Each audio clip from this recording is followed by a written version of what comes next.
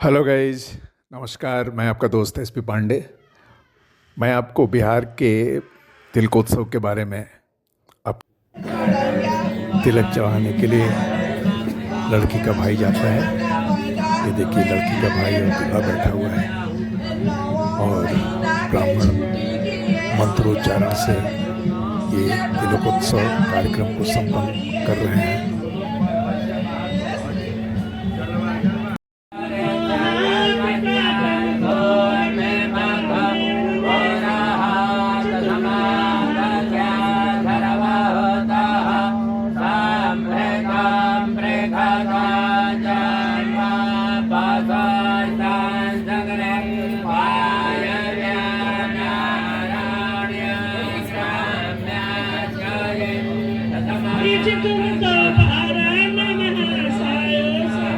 उत्तमाय विष्णु आद्य परवर्त मानस्य अद्य ब्रह्मणो अहनि